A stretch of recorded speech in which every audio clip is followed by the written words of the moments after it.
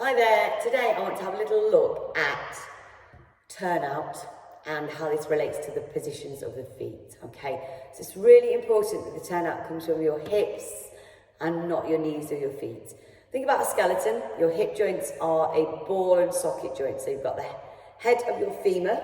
Yeah, so your femur is a great big thigh bone. Top of that is it's got a knobbly bit on the end and it fits inside your hip socket.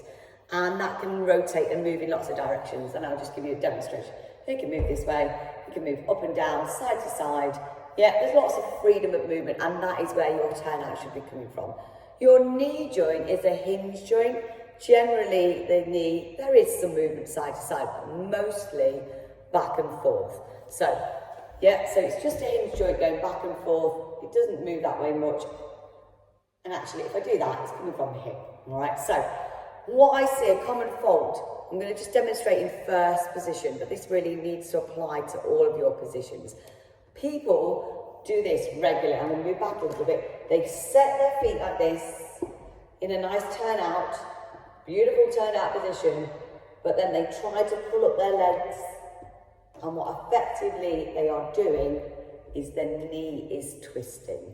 And you might be able to hold that for a little while. Usually the posture is not great, but after a period of exercises, you'll go, oh, my knees are really hurting. And that is because you are twisting that knee joint, all right? There are lots and lots of exercises that we can do to increase the flexibility in the hips and increase strength, because obviously you need to have some strength to hold that. But I do want you to work to your maximum turnout, but not overturn. So, good thing to do is pop the feet into parallel and take a little plie. Really visualise the rotation at the hips and take the feet out. That's the one. You should feel a pinch in the glutes where you're holding that, and then you're going to straighten the legs. And that is where you should be working from, okay? Because a lot of it is about longevity. You don't want to damage your knees. You know, especially if you're starting this, you don't want to start and then a few weeks later go, oh, my knees are dreadful, I can't do this anymore.